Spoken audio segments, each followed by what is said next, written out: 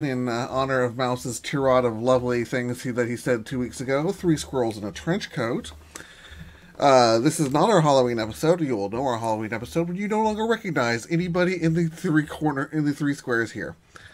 But this week I am your host Drew. Next week I might be somebody else. We never know. Above me are my co-hosts Cece and the Mouse. Guys, say hello. Hello. Hello, everybody. I was talking to my parents last night, and I realized one thing. Insanity doesn't run in my family. It gallops. Oh. Yeah. No, I have proof of that, actually. See, we love Halloween at my house. We're really into it. It's our favorite holiday. It's probably my favorite holiday after Christmas. But that's kind of a cop-out. I mean, what other holidays do you really enjoy outside of Halloween and Christmas? Nobody goes, "Oh, Happy Postman's Day." I'm like so stoked about that. But no, it's true. It's true. Think about it. And nobody goes, "Oh God, I can't wait." Happy Arbor Day. Yeah, exactly. Well, we were supposed to. I was talking to a friend of mine who's also really into Halloween. Hi, Rhiannon, if you're watching. And so we had planned to do a party thing, and we had discussed doing it this Saturday, but we said no because the zombie crawl is happening this Saturday and all that stuff. So many zombies everywhere. God. There's zombies everywhere. And so we decided on a date on a Friday, and I said, perfect. So yesterday, my husband and I got dressed. I was the fourth doctor. I had the scarf, which I showed you guys last week, which a good friend of mine, Carrie Day, who passed away, made for me. And everything, and he had his suit. He was a raccoon with boots, and Cece got to see his costume. So we show up at the house, and it's dark and moody, and through the windows you can see all the Halloweeny stuff, and it's glowing, and there's candles, but it's dark, and you don't see anyone. So I thought, oh, Rhiannon, she's going to try to, scare the first person who comes in. So we try the door, and it's locked. We go around. Everything is locked.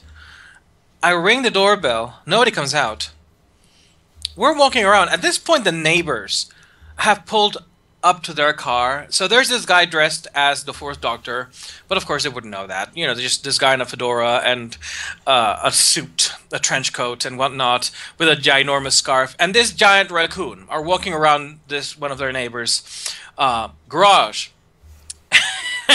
So they're there in the car just staring at us. And I'm like, okay, Rhiannon, what's going on? So I text her, said, we're here. Do we just come in? She opens the door. She's in her jammies. She tells me, you realize the party was next Friday, right? So we showed up at her place, dressed up to the nines, in our costumes for the wrong day. But we came out actually with food because she gave us food. So yeah, that's salient proof that insanity runs in my family. I can't remember. Mouse? Yes. I can top that. Oh, can you? Oh, yes. When my family moved away from LA, I've always had a horrible, horrible memory when it comes to birthdays. I remember everything up to my birthday, and then everything after my birthday, I completely and utterly forget. And I made a distinct effort to try and remember everyone's birthday. I'm talking about my family members here. Okay? I get the month right. I usually get the day close, but I often get the day slightly off because I just don't think about this. And so one day, I was determined I was going to do it right, and it was my dad's birthday coming up, and I walked in and I handed him his birthday card, and he looked at it and he read it, and he looked up at me and he goes, "You realize my birthday's next month, right?" Whoops.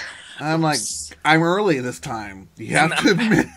Just in case I forget, here it is, because I remember. Just in case I forget.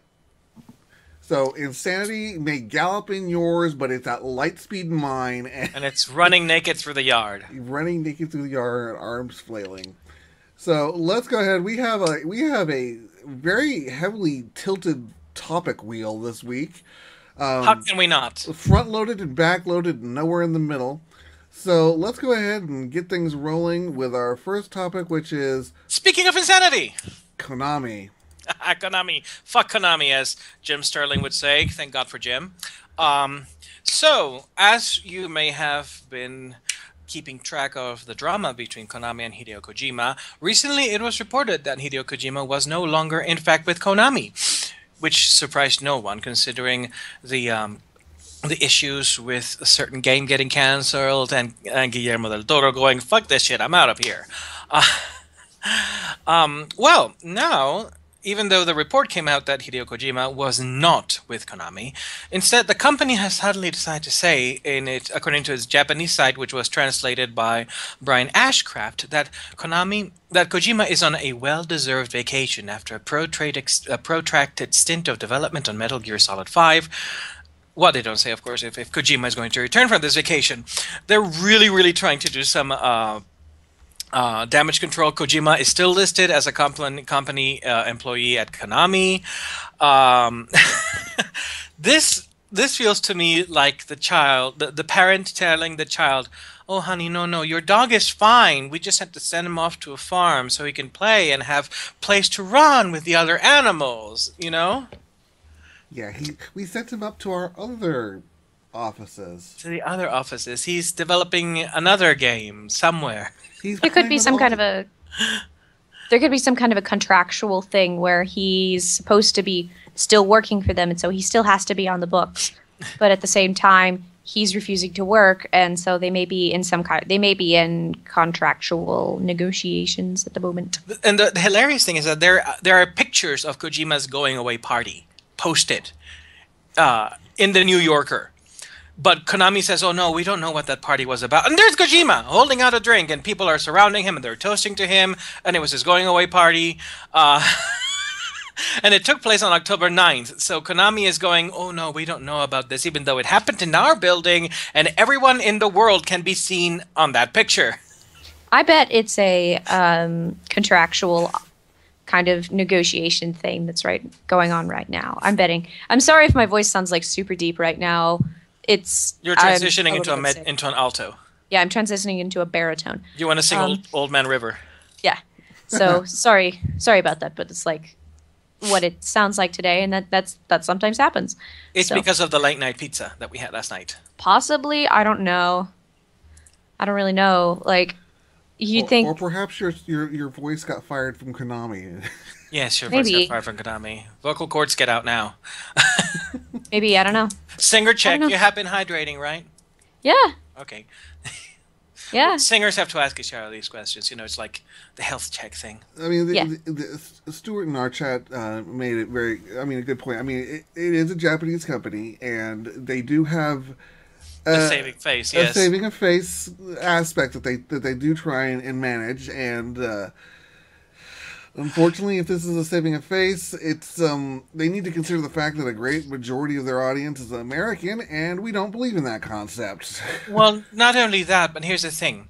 There is the concept of saving face, yes, correctly. However, I think there comes a time when the building is on fire, people are jumping out of the balconies, and the clown is trying to usher people out of the theater, where nobody is going to believe the owner of the company going up and saying, "No, it's fine, really, it's fine. It's just a spark, it's just a smoke. No, we're fine." Konami at this point is that burning deaths in the back are completely an exaggeration. And if anyone, is a history buff, I'm of course referring to the Iroquois Theater disaster. But at this point, Konami is the Iroquois Theater disaster. The management is trying to go, "Oh no, there's nothing wrong. Just sit down. We'll bring the curtains down." But they're flailing. They're flailing around hopelessly. They're trying to save face, but the thing is, that face has fallen down months ago. Now to play the devil's advocate here, it could also be possible that he's going on some kind of a hiatus.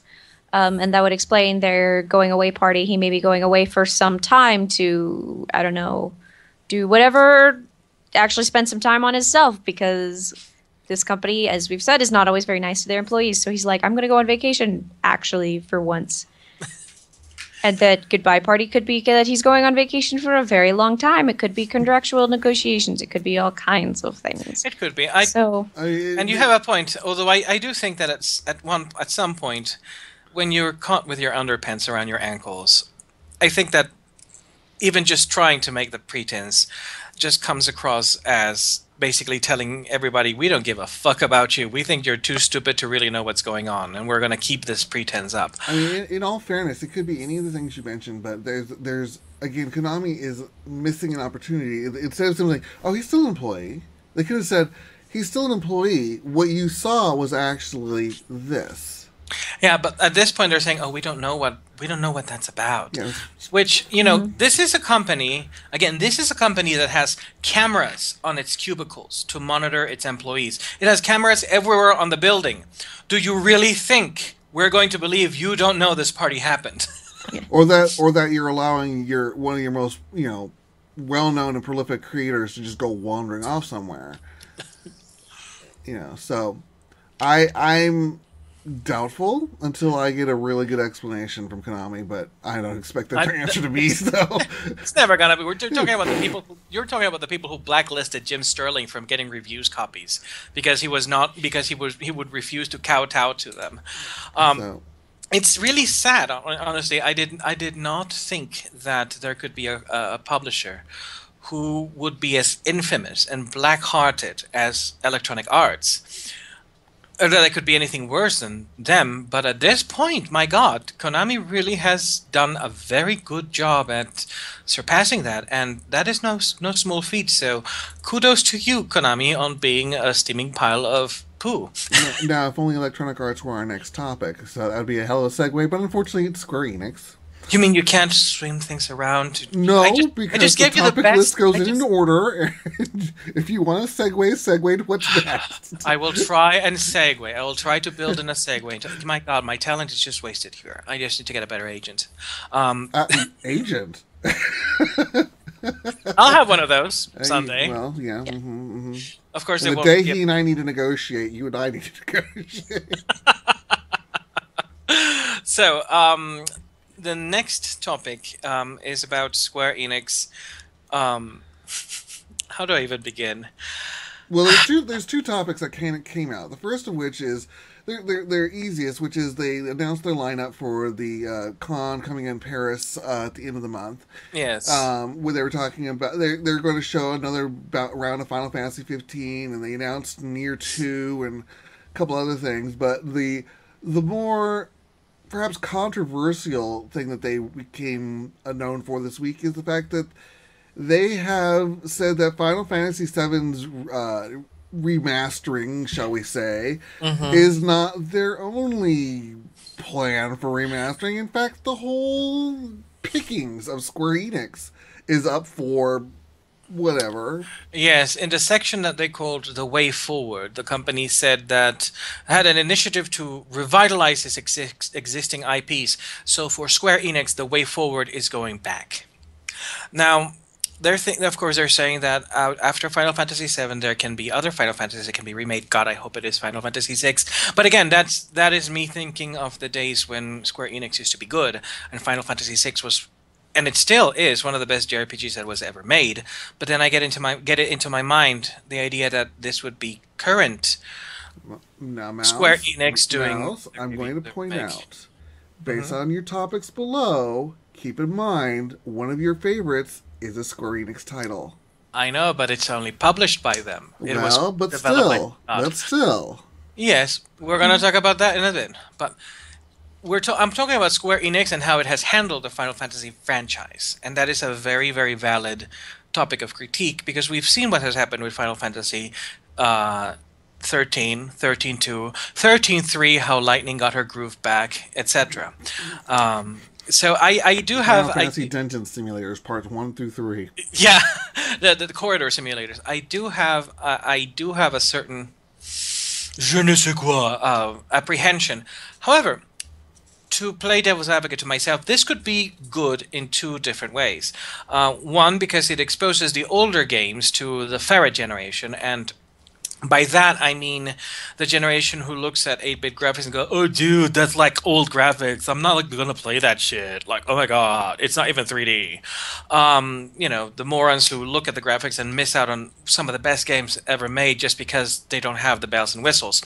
If Square Enix makes a good, faithful port with, modern concessions to some mechanics or whatnot of Final Fantasy VI, then a whole new generation can appreciate how good it is, and hopefully they actually hire good opera singers for that too, because it would be amazing if they actually got that the opera scene instead of the synthesizers as you had to do with Super NES. The other thing, and this is a theoretical point, that in remaking these games that were successful and perhaps were the pinnacle of Square Enix's history, or Squaresoft's history, that they might actually relearn how to make good games again. And that could be a win for the Final Fantasy franchise and all of the Square franchises. Period. Heck, at this point, I would love to see a Chrono Trigger remake without messing with it too much. Just, make it on a modern engine, like the Chrono Resurrection project that fans were making, and then they gave them a cease and desist. I would love to see Chrono Trigger. I think more people need to play Chrono Trigger. Heck, even bizarre games that weren't quite as successful, like The Secret of Evermore. Why not? Well, let's look at it this way. I mean, at the very least, you're getting games ported over to the PC, which means that they're being pulled out of console obscurity. They're being pulled out of the backwards compatibility black hole. So, I mean, what was it, Final Fantasy V that just came over, plus a sequel of After Years? Yes, Final Fantasy Fantasy V and Final Fantasy IV are on the Steam Workshop, and I think 3 is there too as well, and 1. However, Final Fantasy IV, one of the best games in the series. I'd say 4, 6, and 7 are probably the pinnacle of the Final Fantasy era, of the Super NES and PlayStation era. Final Fantasy IV, The After Years, is a really bad sequel that basically tried to cash in on the nostalgia of Final Fantasy IV. And it came out around the same time that they were doing All the Bravest. And it was basically Square Enix not really giving a shit. And The After Years was panned for good reason. I have played it. They're not really that good. Hopefully, though, this means that this is actually the way forward. That is, them going back on what made the company great before the merger, and trying to perpetuate and evolve on those principles instead of trying to go with, we need to remake and reinvent the wheel at every single iteration of our games because that's the way we're going to get players. That's not necessarily true. Well, let's hope that it's a positive sign. And moving on to the missed segue opportunity, Yes. Electronic Arts. So we have a bit of a boo-boo from Electronic Arts. We had a document that contained account information, including members, people who were subscribed to the Origin server. It was spread all over the internet a couple of days ago. It was from a Pastebin upload that has been since taken down, but of course, once you put something up there, it's over there. Welcome to the internet. Yeah, it's on the internet. We have hundreds of accounts that begin with the letters, I think it's A through E or A through F. A through F. Where in that Pastebin post, and gamer profiles have been breached. So now, in fairness, EA did come back later and said that they checked all the profiles that were listed, and very few of them were active. But still, I'm sorry. Still, God. I really want to say something. I understand. It's like, the person hasn't been here since last week, but they use the same password for seven other things. But well, no. Here's the thing. Okay, you have all the accounts from A through F have been posted on Pastebin, and Electronic Arts says, well, very few of them were actually active. I want to say something about, well, I'm not surprised. It's Origin, but my own Origin account is not active. The only reason I have an Origin account is because someone actually gave me Dragon Age Inquisition. Otherwise, I would not have signed up for that hell beast at all. And soon it won't be Origin anymore. Soon it won't be Origin anymore. They're changing it to what again now? Electronic Arts accounts or something like that. Something like that. John Riesberg, I think you pronounce his name, who is the director of corporate communications, said that they have no indication that this list was obtained through an intrusion in their account database. That is an inside job. But the question is, how did this information how was it obtained, and who was the culprit? Dun dun dun. Dun dun dun. So if you have an Origin account with Electronic Arts, first of all, my condolences. But second of all, if your account name is within the ranges of A and E, A and F. A and F, I suggest you go and change everything. Always a good recommendation, regardless. Yes, I'm not. I'm not terribly concerned because what credit card information, debit card information I had online there has since expired. So. All right. Well, moving on. CC, you had something from Warhammer. Yes. So the new Eldar Corsairs, Forge World is releasing a new book. The Doom of Mymeria, I think is how you're going to say it. I'm not entirely certain. But they're releasing rules for the Eldar Corsairs, and it's supposed. Of course, this is one of my pet peeves: is when anytime somebody releases anything new, the first thing people say about it is "It's OP, it's OP," which of course is ridiculous because if every time that you learn about something new, you say it's OP, thank you. not possible to actually be OP. Mouse, you had a giant picture of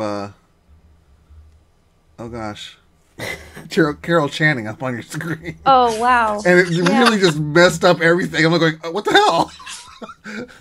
What happened? I don't know. It's just suddenly you were replaced by Carol Channing's mouth. CC's head was off somewhere else. And I'm like, what the heck? Well, in any case, yes. The Corsairs, Forge World, yay. So there's of course leaked pages from the books, and there's discussions about how these are possibly overpowered. I don't really want to read aloud just a bunch of spoilers that are probably true, but you know, they can't make any promises. But also I just don't want to read aloud a chart of things that have changed, like, well, this model has lowered 25 points and this one now shoots this, and you know, just not going to bother with that. So I said, so if anybody who's really interested in the Corsairs really should look at this. Again, Forge World, everything that I love Forge World because they release some really wonderful stuff, even if you can't use it in actual real tournament play. They have beautiful models and some really cool ideas and stuff. So I'm actually looking forward to possibly buying this at some point soon. But I also just love Corsairs because they're basically Eldar space pirates, which is cool. Also, for those people who would like to hear CC reading out charts to dramatic readings to music, to which she will also sing, feel free to contribute to our Patreon account, and she will send you an MP3 recording of that. We don't have a Patreon account. I was about to say, really, because I have not. You can send it to my Patreon account, but I have no obligation to make her do that. We could do a duet. We could read, "There's a one, here's a Corsair," and you can do the other things too. But Bell of Lost Souls, as usual, has the leaks, and it doesn't. It looks like it's actually from. They actually have pictures of the book, so I think it's real. Bell of Lost Souls sometimes will release spoilers that are not true. I like that. But this looks legit, so yay that. Also, real quick, this week's Humble Bundle weekly deal is Games Workshop, which means that it's a bunch of games, mostly Warhammer 40k, but I think there's Warhammer Quest in there as well. So look at that. Warhammer 40k, Kill Team, Talisman Digital Edition, Chainsaw Warrior Lord of the Night, Space Hulk. I love Space Hulk. And I really do suggest, Cece, you should get it. Talisman Digital Edition. It's really good. And we should do a versus of it. Okay. Because it's really, really fun. Well, it's on Humble Bundle this week. So if you want to check that out, it's pretty awesome. Heck, I will play with anyone who gets that, and I will play Talisman Online Digital Edition with you guys. So, hit me up. Moving on, we've talked about something like this in the electronic universe, but I came across this particular bit this morning when I was preparing for the show notes, and I had to throw this in here because this kind of takes what we've talked about in the past and sort of throws up on it. Pandemic Legacy, and this is what's weird to me. Pandemic Legacy is actually getting a lot of lauding. It's being cheered for. because it is a board game that if you basically take Plague Evolved, add Flock, or the Flock, some role-playing elements, and make it a board game that costs $70, this is what you have with Pandemic Legacy. You basically have a game that you and up to four other players work cooperatively in order to stem the tide of some unknown plague or virus or whatnot that is attacking the universe, essentially, or the planet. And you have to put stickers on it and alter the game board, actually, as you play. And each session is a month. And you have 2 opportunities to survive that month. And if you don't, your game's over. And at the end of that year, your game's over. So you can play this game 12 to 24 times for $70 and never again. In fact, it comes so tightly sealed that if for some reason something falls apart and comes out of order, the instructions actually tell you, go find someone you are certain will never play this game and have them put it back into order for you. And I just kept thinking, maybe as an electronic game where seasons actually make sense, but as a board game, there's no way in hell I'm paying $70 for a game that I must play with the same people, even if it's 4 hours a session. Number one, finding 4 people that I can hang out for 4 hours and play a single board game is ridiculous.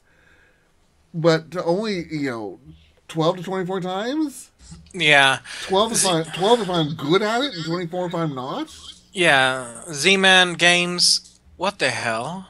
Well, I am less angry about this than they are because I enjoy a lot of traditional board games that take a lot of time to play. I am a huge fan of what the Lovecraft estate has been doing with the Call of Cthulhu games. I think they're wonderful. They also take 4 to 6 to 8. I've had some games run 10 hours. Oh yeah, but the difference is you can always go back and play them. Yes, you can without always go back having and to play pay them. $70 for it all over again. Yes, but the thing is, how many times are you actually going to sit down and play a 4, 6, 8, 10-hour board game? 12 times is actually a fair number of times. I mean, I know a lot of people who have a copy of Monopoly and they've never actually played it. Now, if you want to play this game over and over and over and over and over and over and over again, then maybe they should be releasing some kind of like replacement cards or expansion, whatever, this, that, or the other thing, make it more replayable. But the fact remains, if it's a 5-hour board game, I don't know many people that are going to play it more than 24 times in even the next 10 years. Simply because it's so long, it takes so much time, and people are busy. Well, it's really hard to get that many. And that's where my complaint comes in. Is I have a certain number of people who I could sit down or would even sit down and play a board game with. The odds on me playing said board game with them over 10 years. Well, there's also that's why it may not actually be that bad of an idea, because if you're not going to play it, are you really going to play the same board game, same 4-hour game for 12 times there is an angle we're missing here, though. Here's the thing. Let's say that you've had your fun with a game, and you say, well, these years with this game they were fun, but I don't really feel like playing it anymore. You usually give your game away to someone who will play it, or you sell it used to someone who will play it, especially if the game is no longer in print, if it's no longer being made.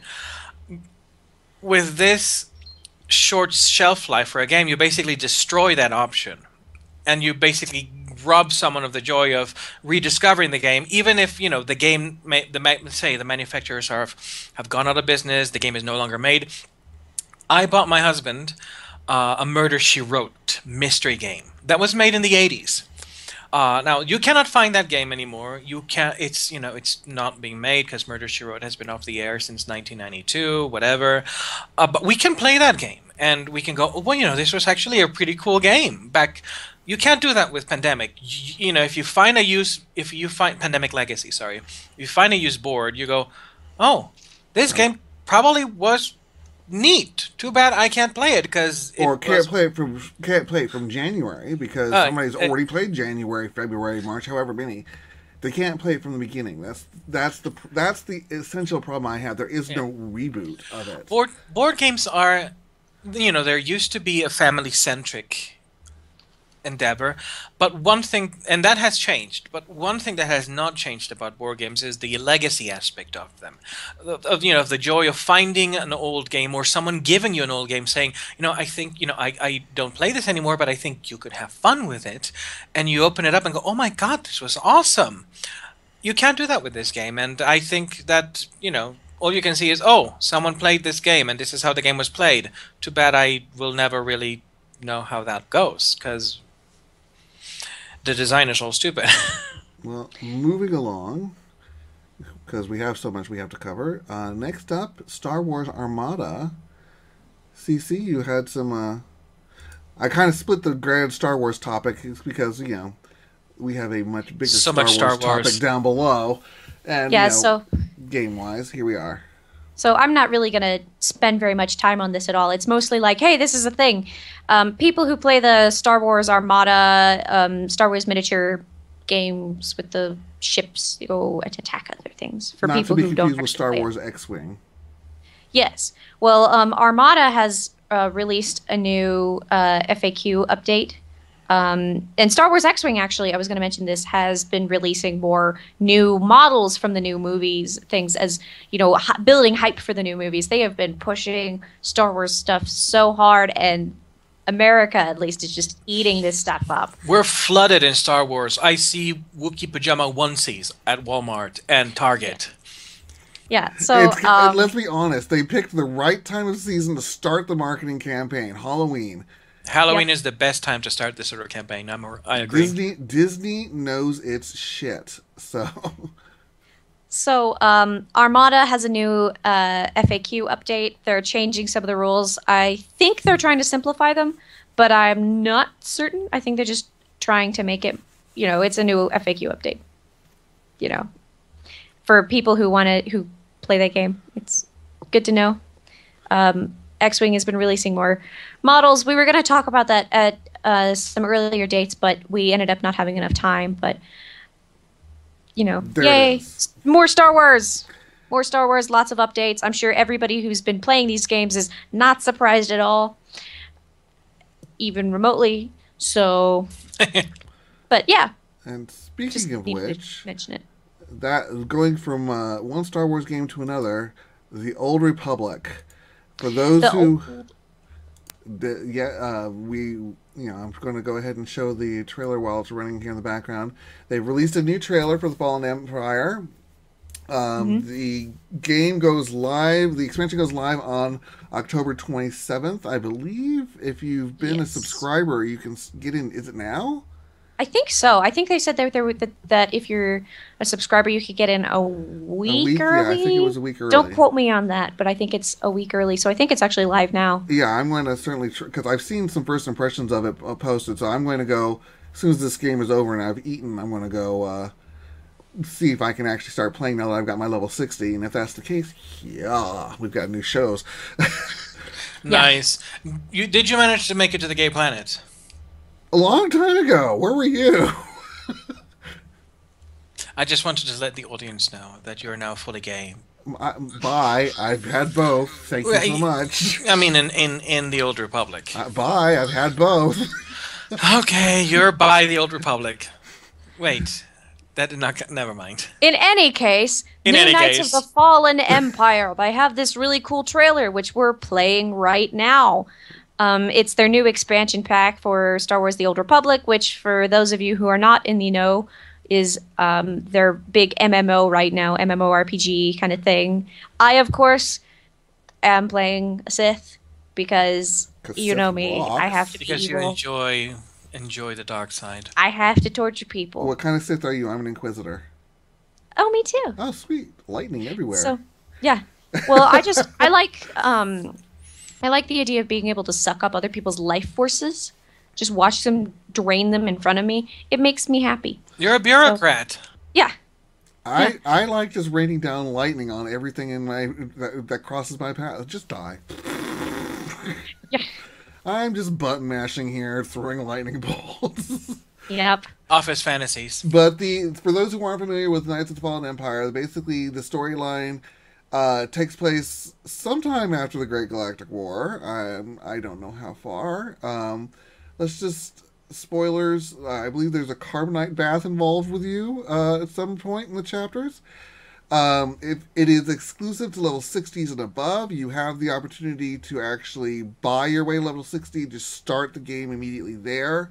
If you do, you cannot go back and replay anything prior to that. All your decisions will have been pre-assumed, and therefore you don't get to go back. However, if you've been playing your character up since level 1, you can go back, as I understand it, and revisit some of the old content that you may have skipped in the past. You are, regardless of what faction that you've been playing, you are now the Outworlder.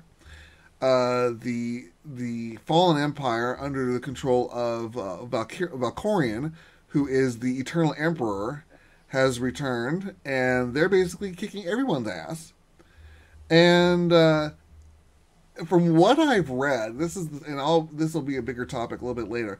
From what I've read of this, it takes what had been a very polarizing view of the Force from between the Sith and the Jedi, and actually kind of graze it up a bit. Thank you, BioWare, for actually coming back and cleaning up some of this. It is broken down into chapters. I believe the first 9 chapters, although it may be 11, are available now.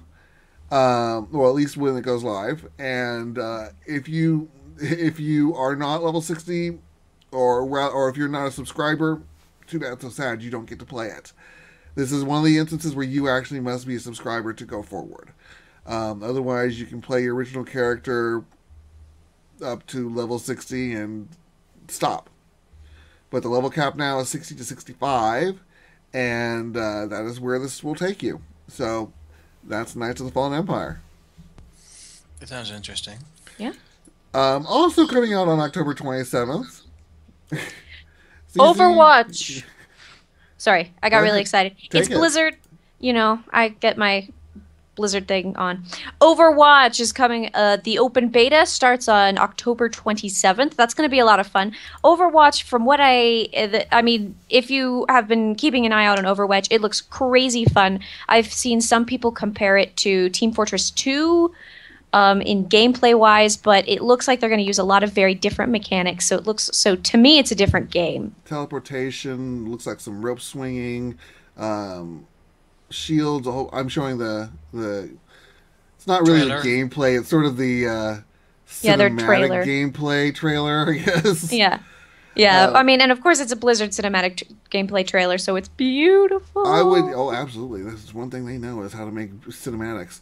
I would consider this somewhere between WildStar and Team Fortress. Yeah, I think that's fair. But it's definitely got some very bizarre. I would probably watch. This is one of the few I would actually probably watch. I Yeah. like the aesthetic they're going for. It's very future quirky. I call it. It's the character design is very cartoony, which I like, but the environments are so beautifully done, and the mechanics look like they're fun too. We have someone in the chat saying that it's essentially Team Fortress 2 meets Heroes of the Storm. I like that. Yeah, I can I see like that. that. But Yeah, I like I can said, see this is as much as I hate watching things like Team Fortress and stuff like that, because it's like, okay, yeah, once you've seen it, really, as far as I'm concerned, you've seen it all. I Yeah. would probably watch this again and again just because I want to see each of these different characters how they play, because they all play so differently. It's not just sniper versus machine gun versus handgun versus bazooka. I mean, you're talking. You got guys with bows and arrows. You have people who leave automated things and defenses around. You got teleporters with pistols. You have your big tank type characters. Oh yeah, I would love to play the Hanzo. He's the I guess he's a samurai with this bow and arrow. Yeah, he was Yes. just up. He's the one I was just looking Yeah. at. He looks like a lot of fun.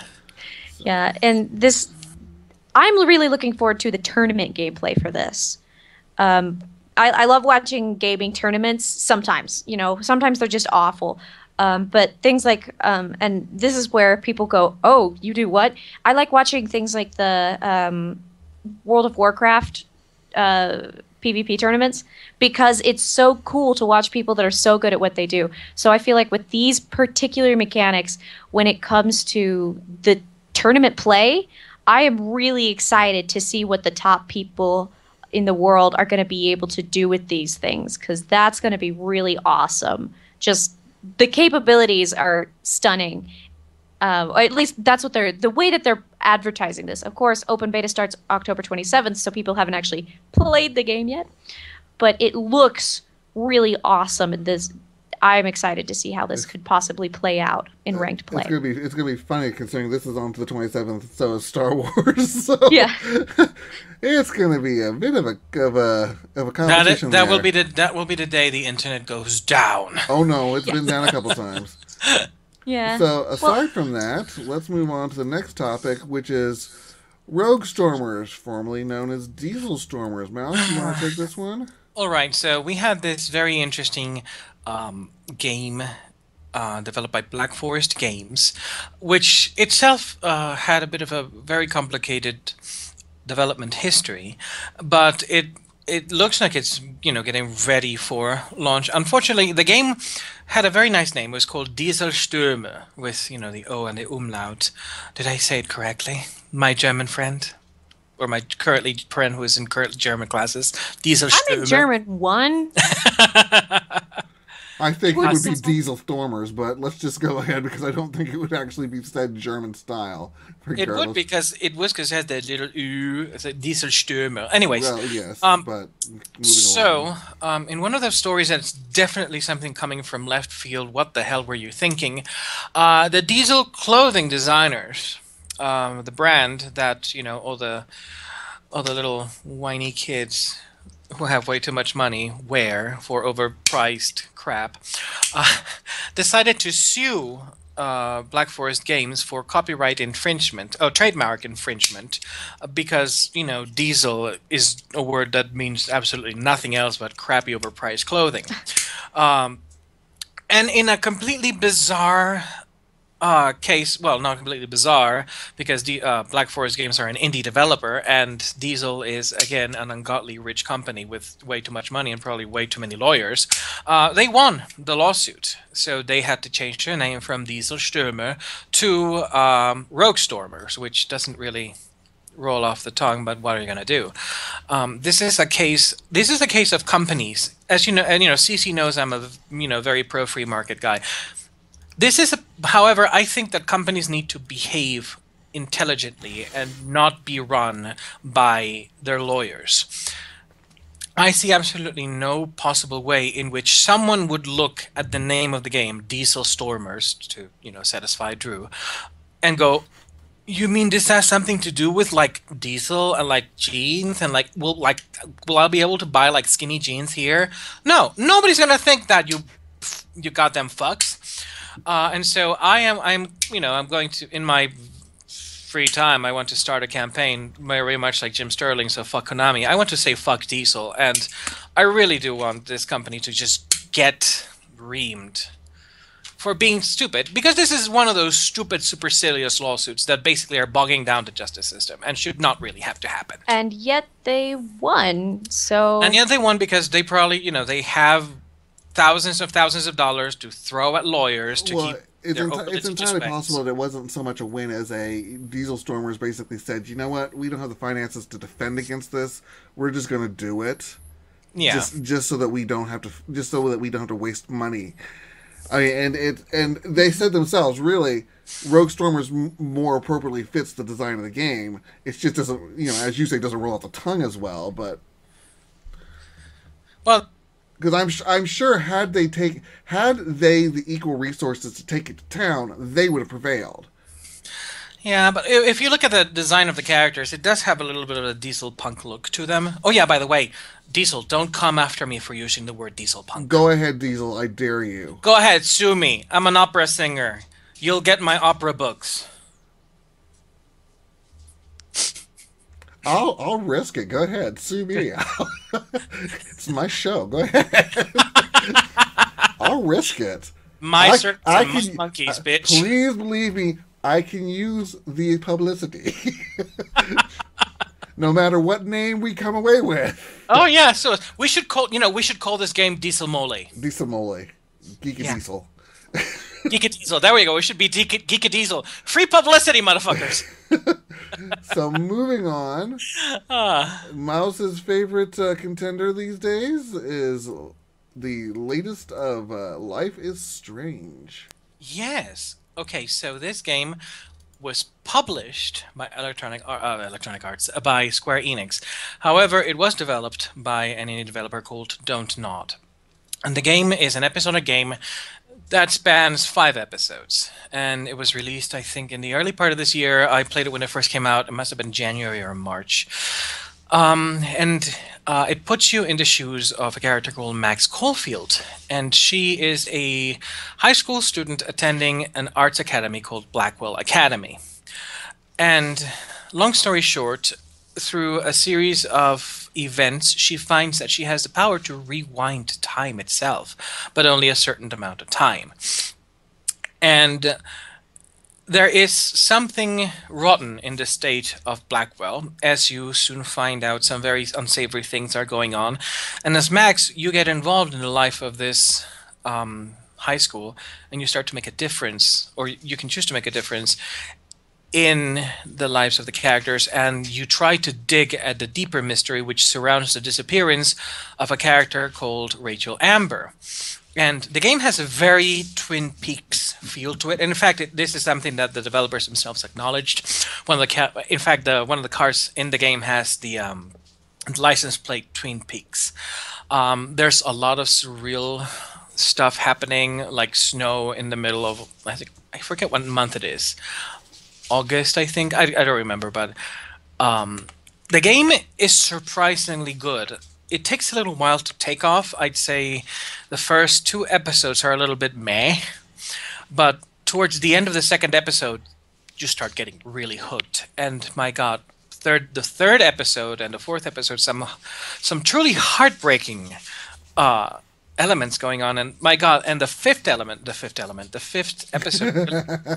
5th episode. The 5th episode puts you through the ringer. I was not expecting it to have such good storytelling. Now, Drew was turned off by what he calls a whiny protagonist.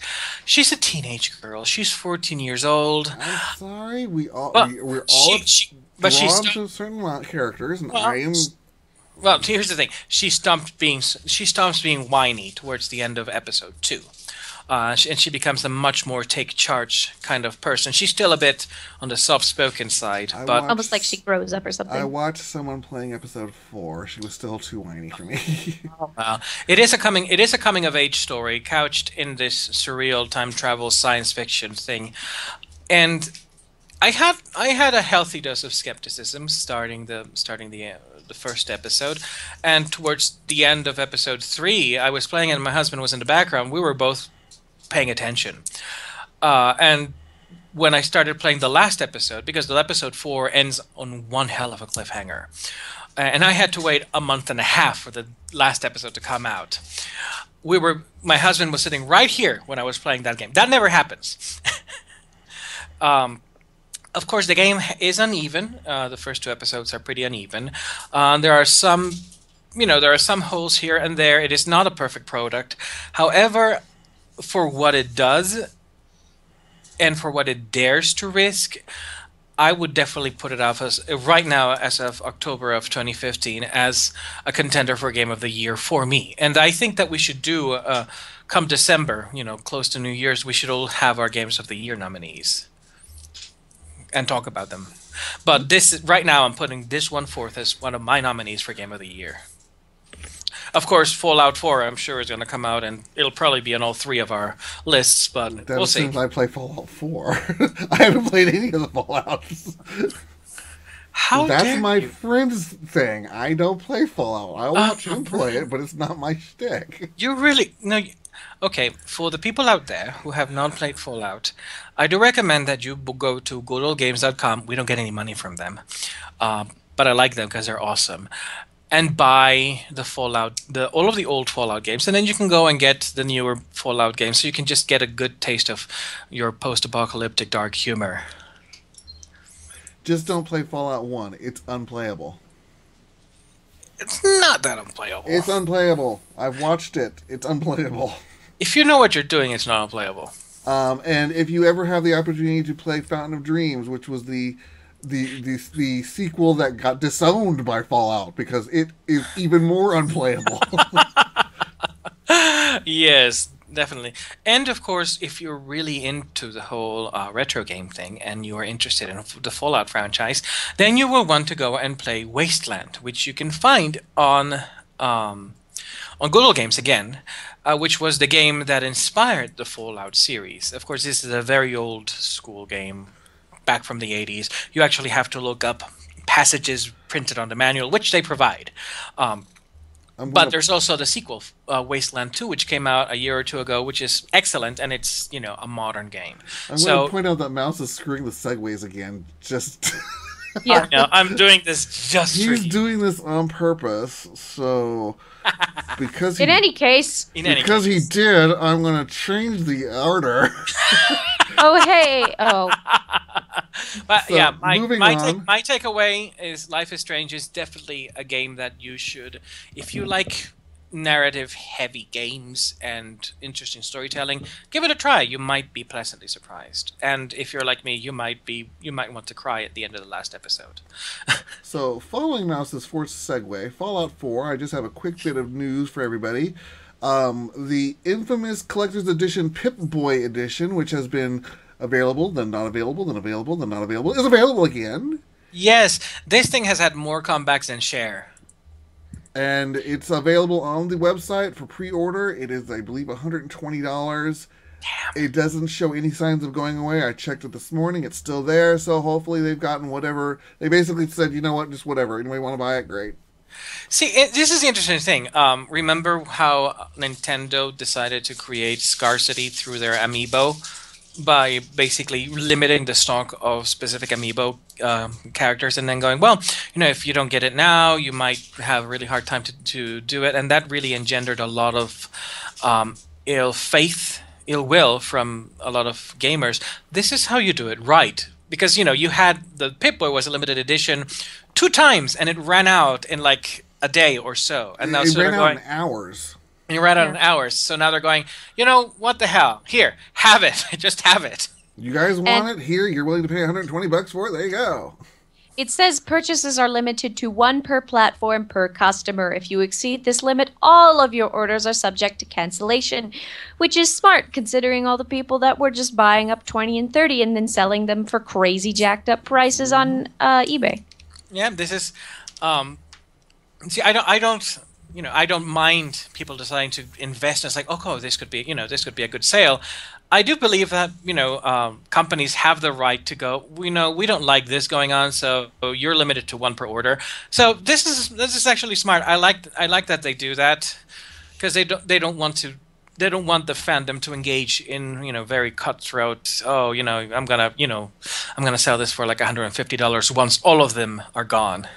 Well, it's like owning. Well, I mean, it's like owning a game store, and then you have one person come in, buy 8 out of 10 of your 8 out of 10 of these limited release things of a game, and then they walk outside and start selling them to the people, and then all your other customers come in wanting that. They can't get it, and they have to go buy that from the other guy. So not only have you lost your own base, but you're screwing over those same. But that other person is now making money off of you. Yeah, it's basically going, well, if I give all of this to you right now, you're going to, sell me out of a shirt. So no, here, you get 1. Yeah. So if anybody's like, but I wanted 2 so I could buy 1 for me and my brother. Well, that would be great. Bring your brother over. Money. Let him buy one then. Bring your brother over and have him pay for his own thing. Or buy 2 different console versions. Oh, buy 2 console versions. He can have a PC version, and you can have the PlayStation. Right. So moving on from Fallout. Mouse mentioned a Kickstarter called which actually segues beautifully, because this game called Dokoroko is sort of, I guess I would call it, It's not really post-apocalyptic, except it sort of feels that way. It is a 2D roguelike vertical action game, which means, the levels are set up in a vertical way. A little bit like one of my favorite games. Is it Castlevania Symphony of the Night? Is it? Well, Yes. that's vertical and horizontal, I guess. Yeah, vertical and horizontal. But so the creators of this game wanted to make a game that had lore that was very, very thickly laid out, as opposed to games like, say, I keep going back to this game, but BioShock Infinite, where you had elements of the story in the game, but very thinly spaced out through the world, and you had to get through large portions of shooty shooty kill kill before you actually were able to get to the next part of the story. I think The that's the developers next episode name, Shooty Shooty Kill Kill. kill kill, and do it. But the goal with him is to with this game is to create a world that looks like it was built on top of itself, and to have like the lore dripping from every part of the game. Now, it looks beautiful. It looks absolutely beautiful. It is 2D, somewhat. I wouldn't call it. Well, it's sprite, pixel art, but it's very, very high quality pixel art, and the animation is flowing and beautiful. It. I know I'm using that word a lot, but it really Don't worry, is. the trailer was playing for a while there, so. Yeah, I mean, if you can see the trailer, you can see just how lovingly the everything is animated. I really want this game to succeed, which is why I'm mentioning it right now. As of today, which is the 24th of October, it has accumulated $15,700 out of its $30,000 goal. And so it has met roughly 50% of its goal, slightly more than 50%, and it still has 26 days to go. So if you are someone who still loves Kickstarter and who loves supporting indie games with interesting ideas, give this one a look, see how you like it. Look for Dokoroko, which is DOKOROKO, and it's created by Eric Mack. That is MACK. Give it a look. And speaking of, see, now this is a good segue. Now we move over to Wolf, Red Hood Diaries. This was a topic that we discussed, I believe, last week, where we talked about how, unfortunately, the company had basically declared bankruptcy after the initial episode was released. Mm-hmm. And they were willing to. They basically said, "Hey, we're willing to sell the IP to anybody who wants to continue this." This was. And then several of the Kickstarter patrons were left out in the dark in terms of the backer rewards. However, Rebellion has come in and picked up the IP and will be delivering the backer rewards. Good on them. Yes, and as they say, they said that the Wolf IP is alive and well with them. So hopefully this will mean that we will get some of the more the concept was for it to be an episodic game, so hopefully we will get more of that in the future. Even if they re-release it as a single comprehensive game, I would be completely content with that. Exactly.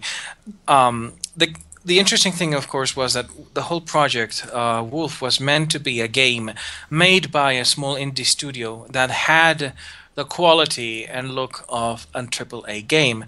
It was a big gamble, especially since we're talking about, again, a very small company, and unfortunately 6 to 8 people. So, and unfortunately, that was too much for them. Even though the game received very, very positive reviews, the development and the scope and the ambition of the project did take its toll on the company, which, as we mentioned, went bankrupt.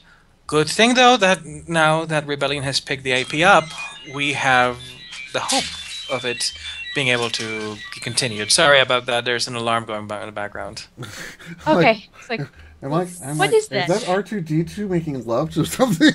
Well, we've been given the evac. We have to go in a few seconds. No, I'm kidding. But all right. Well, I'm going to go ahead and skip the hardware section because we're coming up on our 1 hour here. Yes. And I know we've got a lot of movie discussions. So the first up is Ratchet and Clank the movie. I saw the trailer. And I have to I have to admit, when I first heard that there was going to be a Ratchet and Clank movie, my first thought was, "Oh dear God, no." Um, because we've all seen what happens to movies to game IPs that get turned into movies. We've seen the Mario Brothers movies. I mean, after all. However, after seeing this trailer, I'm very optimistic. I think that at least from what we've seen in the trailer, which again can be very deceptive, I think that they have captured the spirit of the games and of the characterization. So here's At least the hoping. originals. At least the originals. So I'm hoping, I really am hoping that Ratchet and Clank becomes a successful movie franchise because it means more Ratchet and Clank games, which is something that we have been missing for far too long. Well, this is a good time for them to do this because we are in a golden age of animated movies. You know, considering all the kids' movies that have been coming out lately, things like Big Hero 6 was amazing. Yep. And I know everybody talks about how great Frozen is. Honestly, I think Frozen is one of the weakest animated movies that have come out recently. How dare you say that? How dare I? We're gonna have a million fanboys descend on us. Mouse, I think it's Mouse, very- let it go. I think it's very okay. But in any case, But if something like Frozen, as popular as it is as successful as it has been, even though it's not really that great compared to the other movies, I don't know. I think this is look beautiful, and I think that was a big part of the appeal, It was. especially because of how it played with eyes and refraction, and that's something that you haven't really seen in a lot of movies. Not a lot of movies have taken place in, frozen, sparkly, snowy landscapes outside of Ice Age, and the technology back then was not. Shut up! Do not start singing then. My husband started going, "Let it go." So I think that could be part of the appeal of the movie. and now that I've got completely off topic, in any case, we are at a golden age of animation, and this is a really, really great opportunity for us, for them to do this, to launch this movie now, because there's so much good stuff going on right now. It's the superhero genre is in right now, so it's a superhero animated movie. So this has the potential to have a lot of great minds behind it, a lot of great ideas behind it. So and it's we'll releasing see. in April of next year. Yeah, we'll see. We will see. Audio quality is kind of going iffy right now. Well, hopefully the connection stays. Uh-oh. Yeah. Oh. Who am I, me? No? You're still you. Okay, good. Yeah. All right. Next up, a little bit about Jurassic World, or specifically Jurassic World 2. It was announced. Mouse, you want to say it, or you want me to say it? You say it. It was announced that there will be no heels in Jurassic World 2. This is, of course, regarding the public outcry that oh god, I don't know what her name was, who wore heels to run away from a freaking T-Rex. And then, of course, the subsequent parody video was placed on YouTube where they redid every Jurassic Park in high heels, including the dinosaurs, which I just thought was magical and delicious. It is beautiful. Here's the thing. I didn't take Jurassic World. I don't know why anyone would take any of the Jurassic Park movies seriously. They're just spectacle and hilarity. Well, I disagree. I think the first movie was a genuinely good movie. that's hilarious. My husband just said the same thing. Here's the thing. I never watched the first movie. I watched from the second one on. And he picks Oh, on me then- for not playing Fallout. Hey, I was busy at Yeah. the time. I was in a freaking opera. And what's your excuse been since then? It was my first opera. I was freaking out. So it was a very good excuse. You try being in front of 300 people for the first time with singing. Yeah, but that movie came out like 15 years And ago. what's been your excuse for the last 15 years? I think it may be more than that, but I should be wrong. I forgot. That's my excuse. I forgot. But in any case, I saw her running on high heels. I thought, okay, this is hilarious. I'm not taking it seriously, but it's just funny. So I didn't make much of a deal about it. I did love, however, the parodies. I think everybody should be running in high heels from people all the time.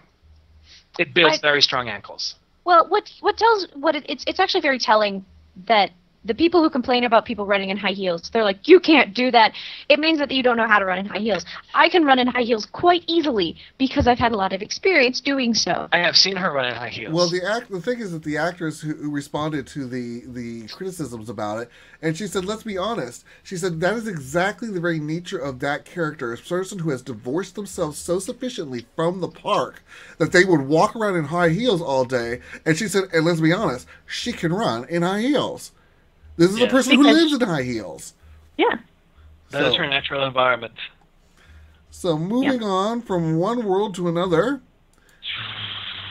Welcome. We've got a new member of the flock. I'm Geodux, I believe. Geodux. Hello, Geodux. Mouse, your audio is going crazy. You need to stop moving around. And you, Drew, your audio is kind of frazzled for me as well, so I don't know what I sound like to anyone else. You sound fine right now. I'm trying to just stay motionless for the most part. But Underworld 5, it has been announced that Kate Beckinsale will be back. Of course, how can you do an Underworld without Jake Beckinsale? Jake Beckinsale? No. Kate, yay. Her. This person the lady, the woman. Yeah, so Mouse's concern is that why Underworld Ultima Underworld? It's Underworld. It's Underworld. Well, I question why Underworld 4, but as long as they're there. I mean, you're the one who just said that. Mouse is the one who just said, well, I don't know why they would take this movie seriously. It's just spectacle. No, that's what Underworld is. That's what Underworld is. I think Jurassic Park is actually a good movie, but Underworld, it's just Underworld. Why not Underworld 5? It's like Resident Evil. Why not? It really is like Resident Evil. Why not? Although I think they should have Mila Jovovich in Underworld too. No. Why not? No. Multipass. No Lilo Dallas Multipass. Oh, we don't need her. They have Kate Beckinsale. I know. Yes. That's very strange. For some reason, what Drew said just activated Cortana, and she took me to a Bing page. Moving on. For those who have wondered, yes, there may in fact be an 8th book in the Harry Potter franchise. J.K. Rowling has announced that there will be a play called Harry Potter and the Cursed Child. It'll be in 2 parts, parts 1 and 2, obviously. So this will be a play initially that takes place, I believe they said 19 years after the 7th book. So this is obviously when Harry is an adult working in the Ministry of Magic. And quote, he's an overworked employee of the Ministry of Magic, which it's kind of soul-crushing for any person who grew up in the books with Harry, and now they go, oh, he is soul-crushed by his job. he grew up in all of the magic and life-threatening. I'm sure he's fine to be soul-crushed. Oh, I'm not being chased to death by Voldemort? Fine. Crush my soul. Go ahead. Crush my soul. But it's actually meant to focus more on his son, Severus Albus.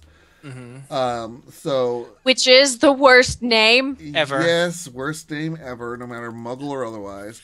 Sorry. Right outside of Edgar Higginbottom, which is an actual name, But anyway, so this will be a play first, and as everybody who's pretty much said, the movie theater is not going to let it slide and not be a movie. So, unless it bombs. If it bombs as a play in England, land of Potterdom, then it deserves to not be a movie. But so there we are. Now we come to our main topic of the night. Done. Because it's definitely not night. Our main topic of the day, whatever. Who knows when they're watching this? They could be watching this at night. I don't care. So, the trailer came out. For those who don't watch football, I'll play it for you. Okay, for those who don't want football and have been avoiding the internet.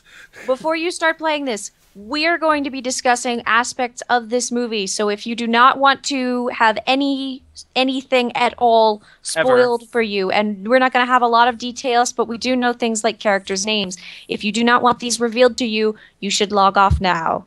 And thank you. We will be discussing lots of rumors. Lots and lots of rumors. I've been collecting them. Yes. So the trailer's playing, and so first up, they this is the thing that I thought was funny. They had the need to basically go sell advance tickets for this when this trailer was coming out, and for an 88-second trailer, Fandango died. Yeah. Fandango bit the big one because of all the advance tickets being purchased.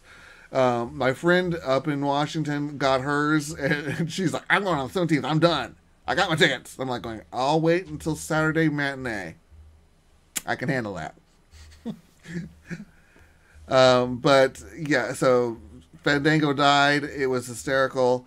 But as we were talking about, we know pretty much we've got on the, I hate to say it this way, dark side versus light side, and I don't even want to say if it's Imperials versus Rebels.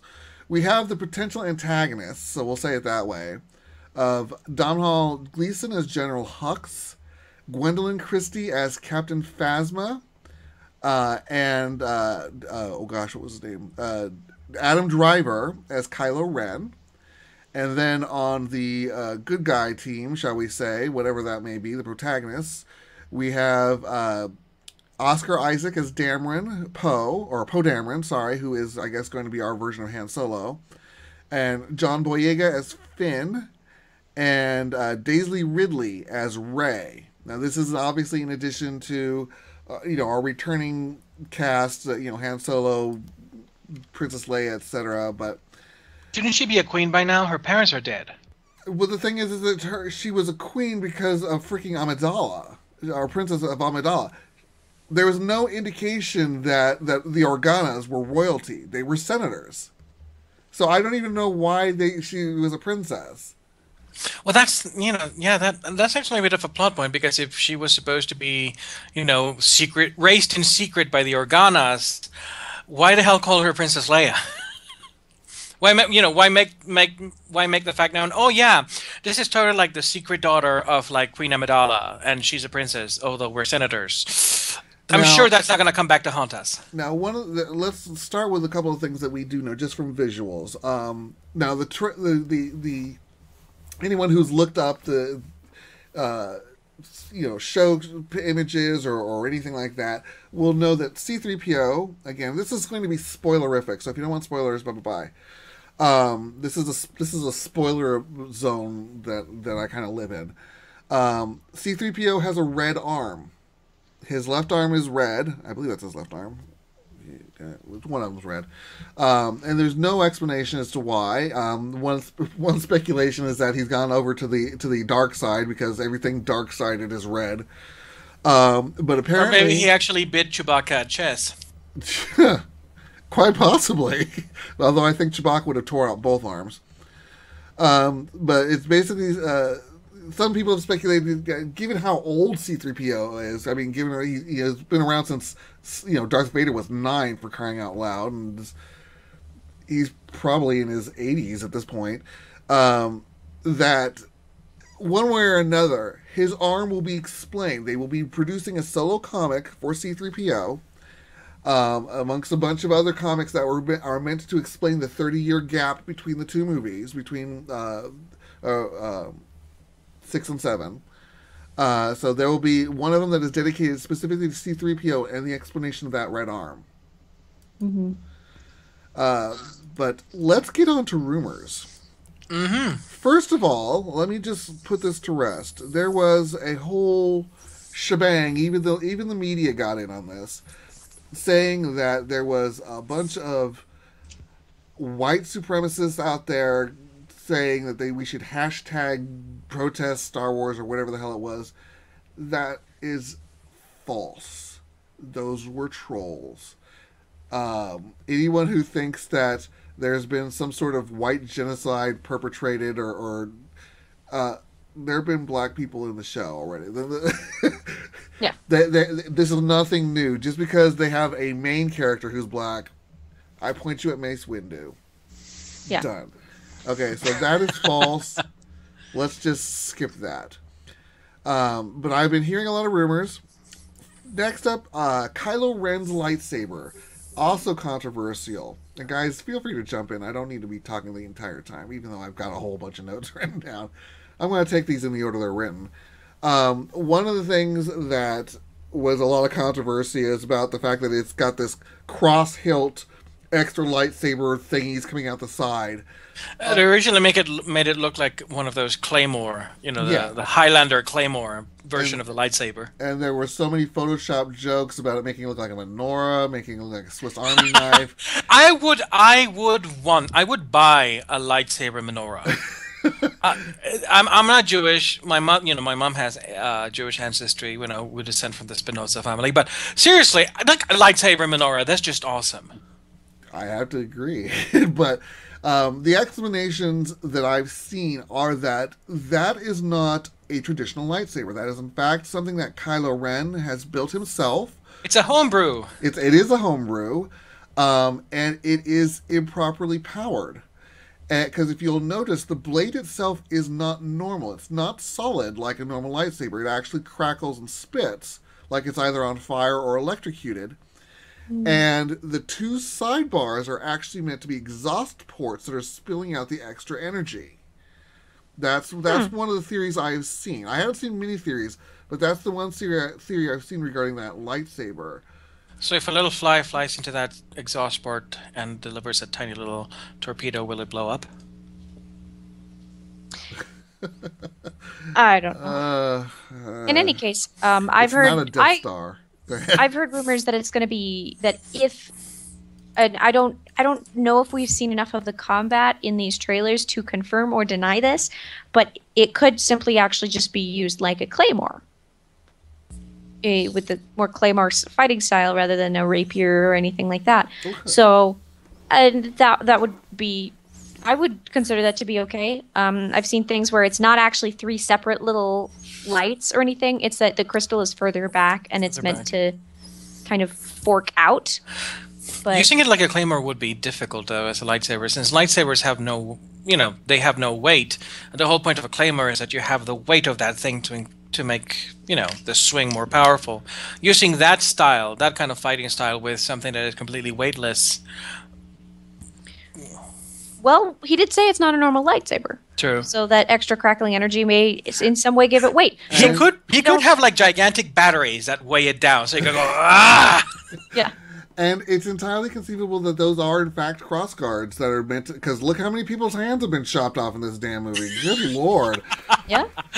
No, I'm keeping my fingers off. Get away. Yeah. So it's entirely possible that it is what it appears to be. But, I mean, there's... Again, this is all rumors and speculation.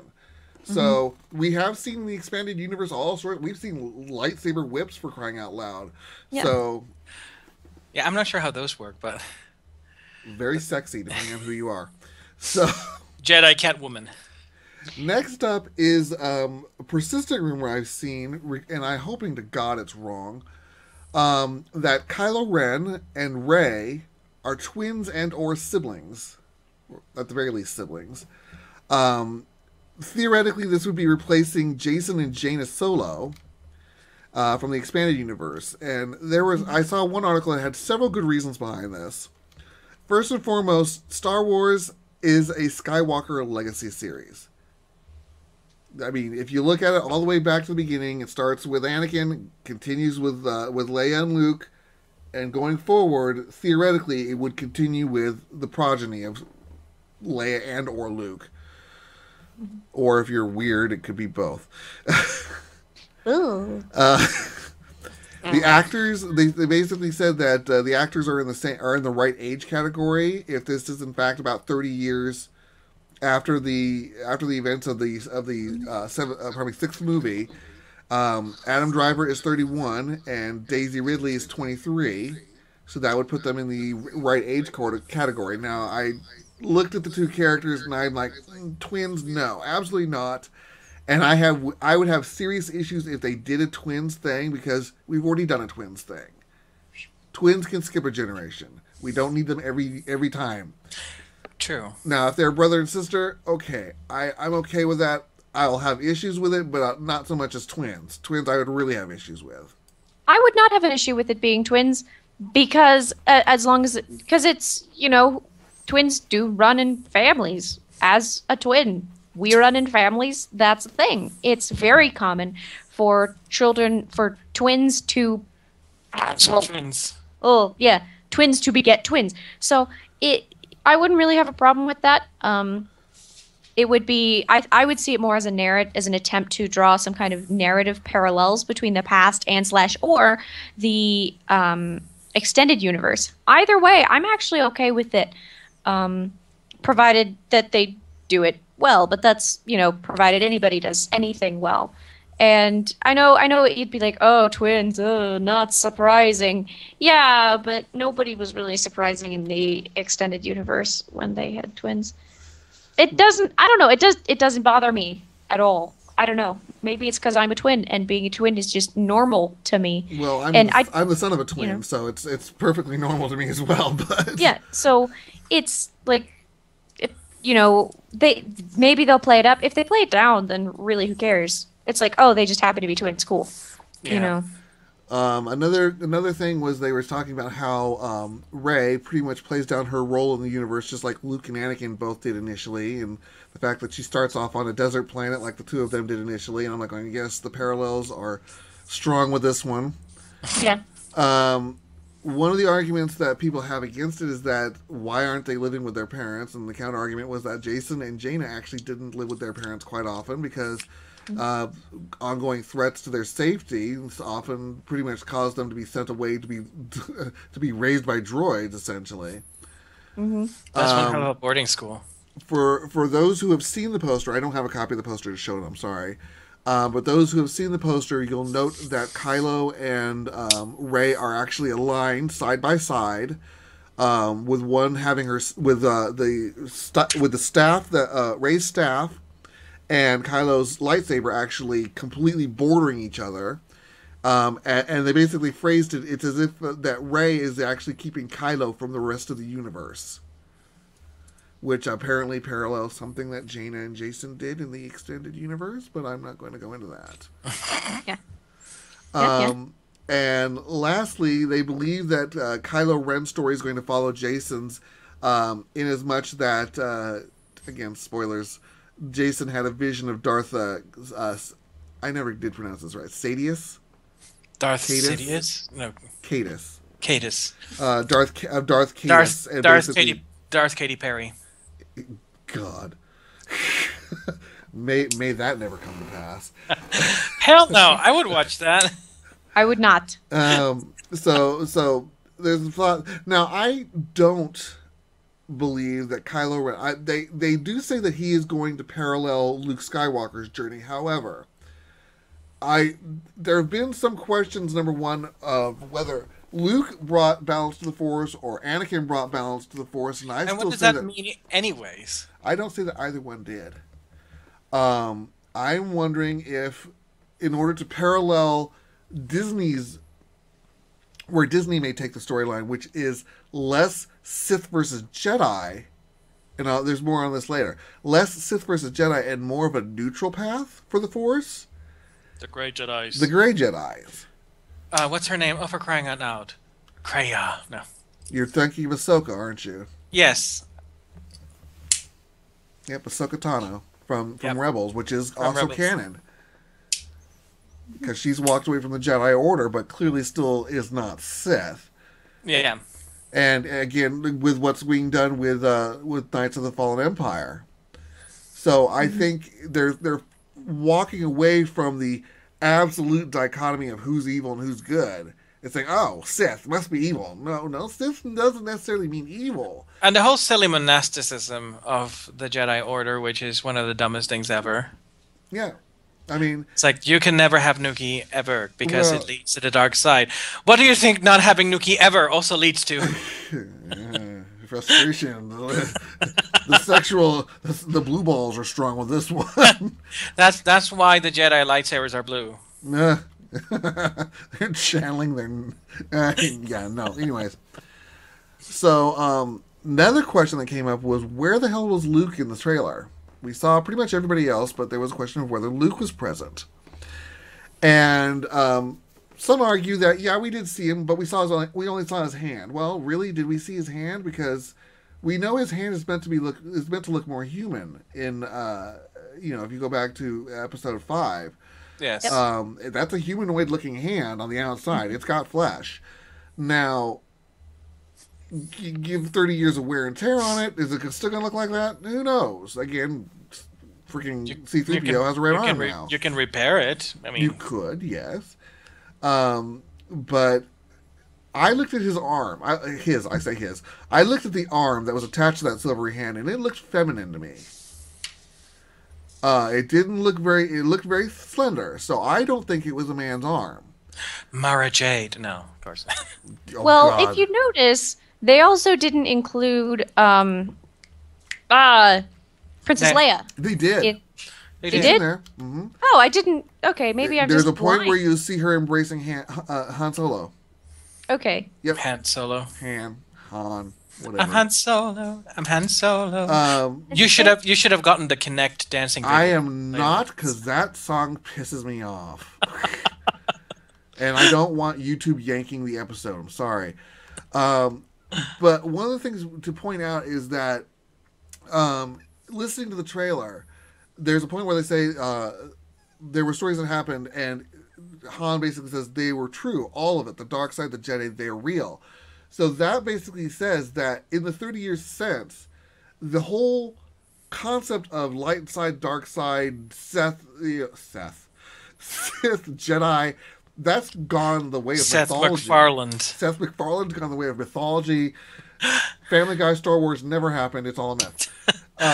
So that means that they have taken the universe in a different direction from the expanded universe, because in the original expanded universe, Luke Skywalker set up a Jedi Academy. Right. So that ties into where has Luke been all this time? Because in order for it to fall into mythology again, there's no Jedi running around blatantly being Jedi. There's no Yes. Sith running I around bet money blatantly he's being on Dagobah. You think he's on Dagobah I think he's on Dagobah. playing Yoda? Well, Yeah. that's one of the theories, is that he's in hiding in that Obi-Wan Yoda kind of way. I mean, if Or my maybe predecessors did that, so would I. Kind of. Well, he could have by the end of the last movie of the original trilogy, he still hadn't completed his Jedi training, so he could have gone to Dagobah to continue his training with Obi and Yoda with the dead people, yeah. Okay. with the dead people, hanging out with dead people. I see and he might have dead just people. he could have ended up taking Yoda's place as far as you come to me, I will train you, but as opposed to having a big public academy, because it usually, as you have seen in the original Old Republic. In the prequels, having a big academy where all the Jedi are, it's kind of like a big target. Yeah. Well, not just that. One of the things that in the article that I was reading on this one particularly, they brought up an excellent point. Luke Skywalker is a mass murderer. He blew up the Death Star twice. Well, in all honesty, though, every single person who was on that Death Star is a mass murderer, because they blew up a planet. He didn't On blow the up the first second one. Death Star. The first one. On the first He one. was not driving. Okay. Well, okay. Sorry. So This at is least so at least on the first Death Star, he's a mass murderer for that, because he blew that one up. But so basically it says he's already wanted by the Imperial Remnant, whatever that may be. And how many bounty hunters are after his blood, for crying out loud? I mean, Well, I imagine that, considering that it was a war, things such laws of that type would not apply, because again the is Empire the blew Empire up. still in command? Well, the Empire blew up an entire planet, so that's But the that's the another thing. Empire. That's the Empire. Is the Empire still in command? That would be an interesting. God, I hope they don't bring Grand Admiral Thrawn. No, they're not. That- They've actually completely thrown him out. Oh, good, thank goodness. I hated that character so much. But there's another theory. This is the one that I think is stupid. Another theory is that he's actually Kylo Ren. How? That Adam Driver is a red herring, because they say who else would have had access to Darth Vader's funeral pyre in order to retrieve his helmet And who would have such an emotional connection? Now, mind you, if Kylo Ren is in fact a grandchild of Darth Vader, okay. But they're basically saying, we think it's really just Luke. My mind is a little bit okay. I might be foggy with my memories, but Darth Vader died on board of the Emperor Star Destroyer. And his body was taken down to the planet and burned. Burned. How? Or rather, down to Endor and burned. Yeah, he was burned on Endor. I don't remember that part. I guess I must. Luke dragged him out. Luke dragged him out because he was still alive. Oh, you're right. You're right. Like take off the helmet. Yeah. I remember now. I remember. Do you remember when all the three ghosts showed up and Hayden Christensen replaced? Oh, good. Yes. Yeah, Ugh. that was a funeral pyre. See, I don't remember that. But then again, I never watched the re-released super digital souped up version of the movie. So my last memory of that scene was way back when I saw it in the 90s when they were doing the reruns. So I didn't remember the funeral pyre now. It was still a funeral pyre. It just happened to be on Endor. So somebody would have had to have known it happened there and gone there specifically, braved the little tiny Ewoks. Now that does leave up to anyone in the rebellion, though. I mean, anyone in the rebellion. It would have to be the people in the close circle. Could it be? It could be Mon Mothma. To trap. No. That's a calamari go. Actually, I know. I would really like to see. Well, no, at this point she would be dead because she was well advanced in years. But the character of Mon Mothma is a character I always wish they would flesh out in the movies, but because she's the actual leader of the rebellion. Well, yes. So speaking of Death Stars, yes. We do know that whatever the bad guys are, the First Order, as it were, is hanging out on a planet that is, and their area is known as the Starkiller Base. Now, for those who know the term Starkiller, don't get all excited. It has absolutely nothing to do with the Force Unleashed or Galen Merrick. Starkiller is in fact Luke Skywalker's original name before it was changed to Skywalker. They just decided to honor it by calling it Starkiller Base. Uh-huh. It is, and this is what I always thought it should have been in the original movies. It is a planet that is a Death Star. Saves on construction, don't it? It does, kind of. Yes and no. You still have to hollow out a planet. And you still have to move it. Yes, and you still have to move but that's... planet. I think that's a lot easier than making a planet that you have to still do those things with. And the other concept is since this is meant to be an ice world, that this particular, being an ice world, which I think is kind of weird because if you have to move it, then it's not necessarily icy. Anyways, it will melt. It would melt. It's a lollipop. It's an icicle world. But the whole idea, I guess, is that the planet being cold is actually meant to offset the power of this particular weaponized base, because it is not simply a planet killer, it is literally a star killer. It wipes out solar systems. It's the device from Star Trek Generations. If we're lucky. We don't, that movie doesn't exist. Well, now we know it's the only reason I actually give credit for that movie is to explain why Guinan knows all the shit she does and how she can tell why the time stream is altered. But that's the only reason that movie should exist, period. But yeah, this kind of sounds like it was Malcolm McDowell who was the evil guy on Star Trek Generations. So. Yes. Yeah, the little thing that he launches into the sun to make it go nova and destroy a whole solar system. He launches a rocket, but a rocket. How does a rocket actually get into the sun? Well, whatever. Star Trek physics. It's Star Trek, yeah. No, that movie doesn't happen. They reverted the polarities. That's what happened. They reversed the polarities. Everybody reverses polarities. Reversing polarities is the universal fix for everything. Exactly. Have you tried reversing the polarity? Okay, now turn it off and turn it back on again. Always turn the machine off and turn it back on again. That's the first step. Yes. If that doesn't work, reverse the polarity. I would watch an IT show based in the Star Trek universe, and it would have just Geordie LaForge fielding IT tech calls. Reverse the polarity. Try Newtonian something or other.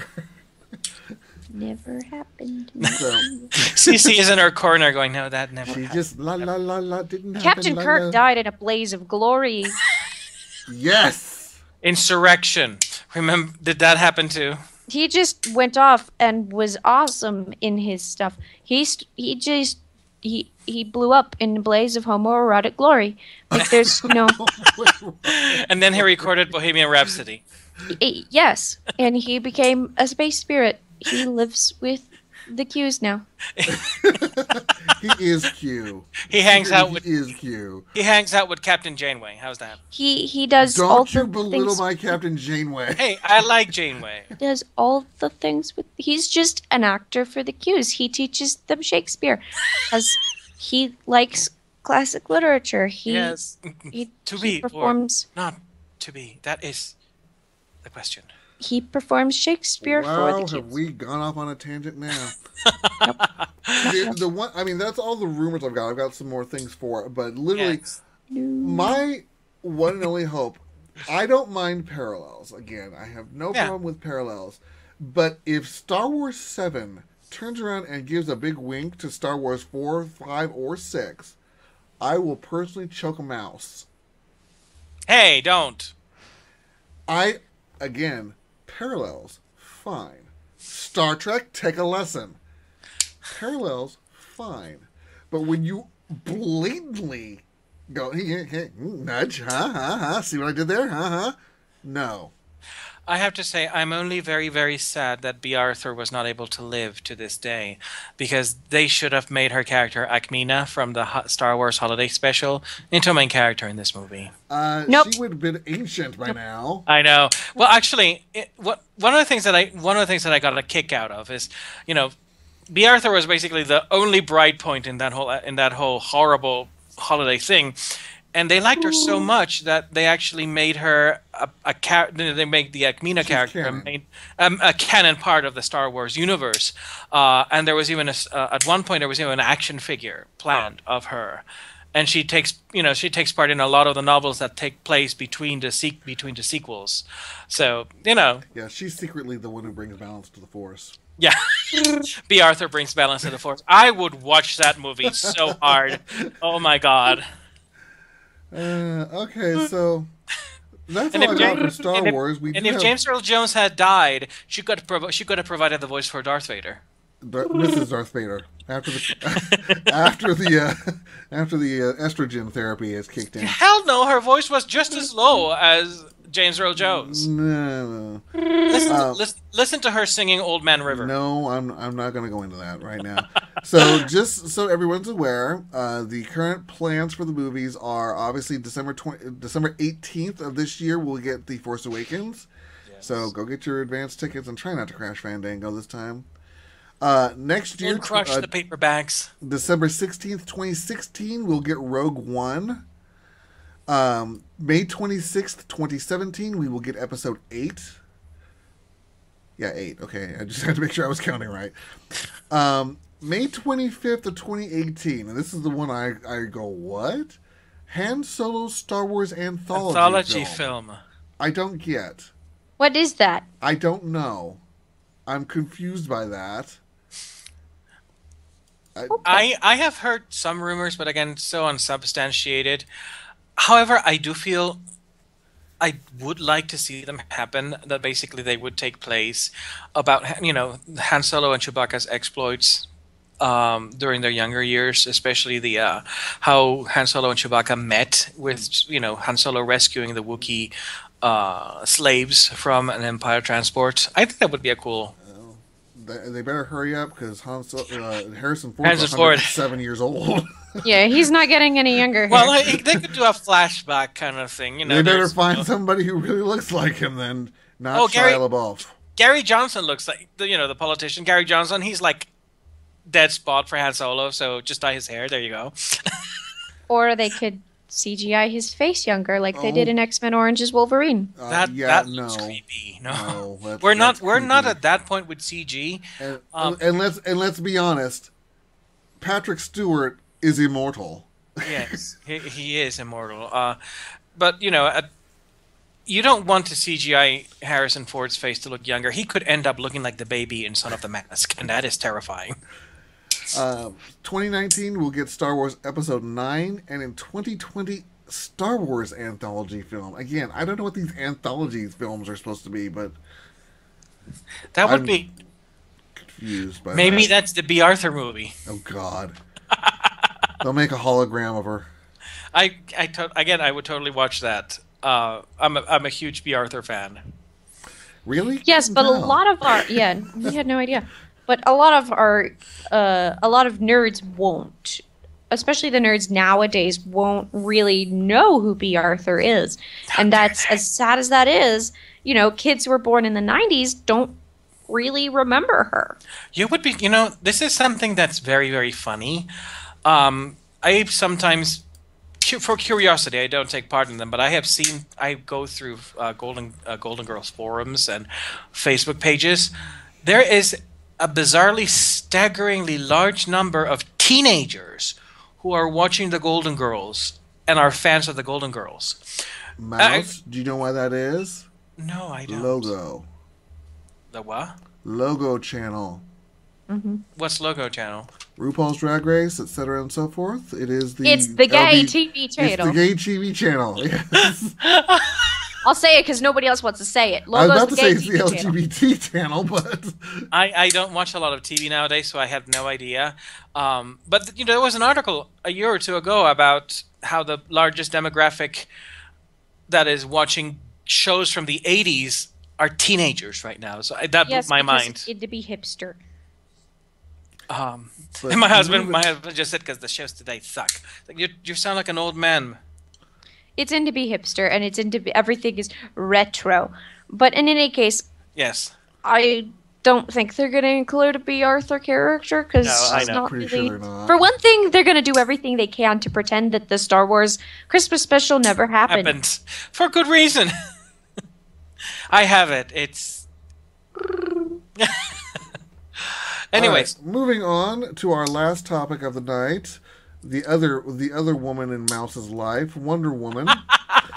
We've got some more rumors for the Wonder Woman movie. Yes. What was recently announced were the primary villains. We were just talking about this last week, where we were talking about how this movie takes place in 3 different time periods, and Mouse was flabbergasted how we would possibly come up with any continuity of villains, and they well, have, it would be very, very hard to pull off well. You would need top of the notch writing to get it to come across and gel well. well, I think. in all honesty, they have pulled out the 2 villains who would in fact make that function, and that would be Cersei and Ares. Yes, Mr. Bean gets to play Ares. Not Mr. No. Bean. Sean Sean Bean, that's Bean. very different. He's a Mr. Bean. He's Mr. Sean Bean. You are misleading the crew.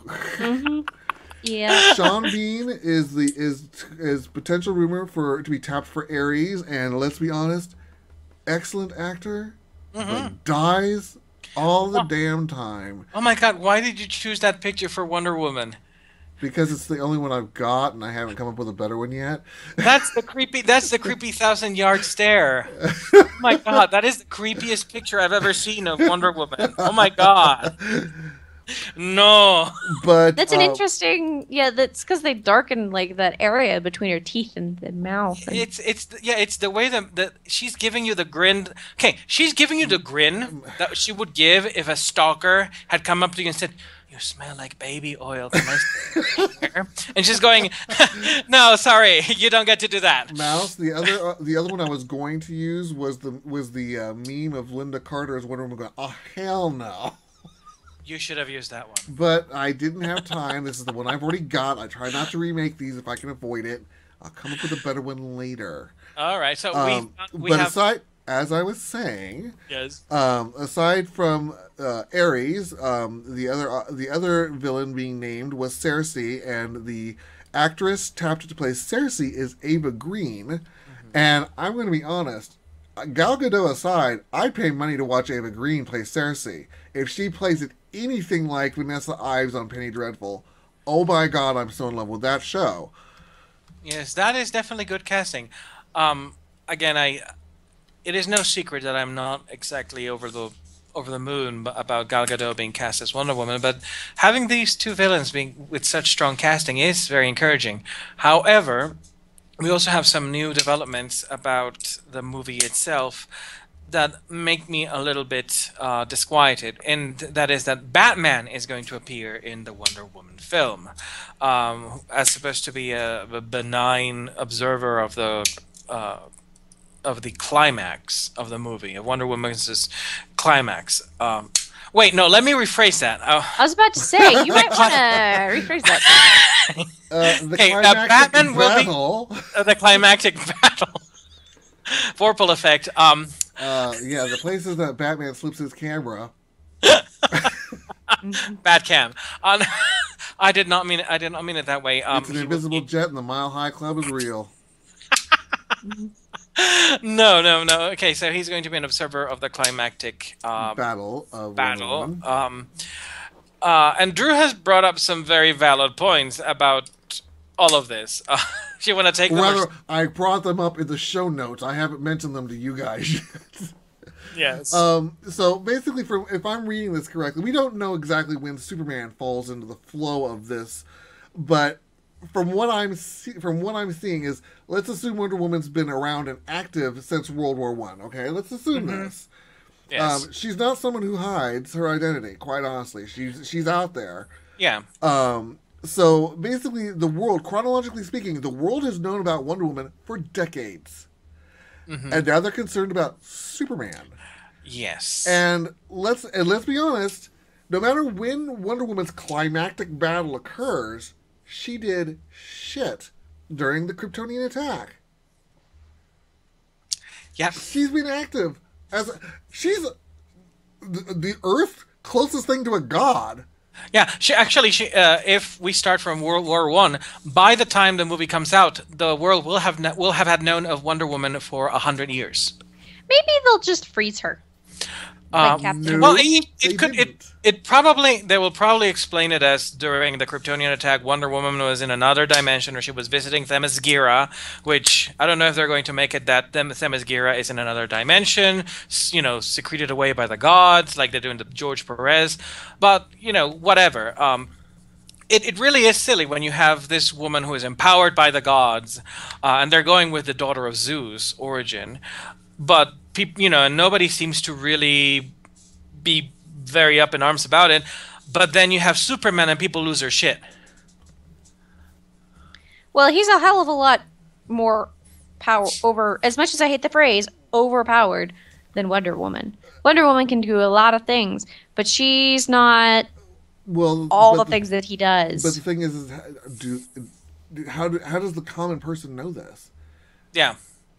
I mean, if I saw somebody lifting, tanks and tossing them around and deflecting bullets, I'd be like, shit, they're the same person. Holy crap. Well, not only that, but in the movie also, in the trailers we've seen, she has the Aegis of Zeus, which is actually part of the George Perez era.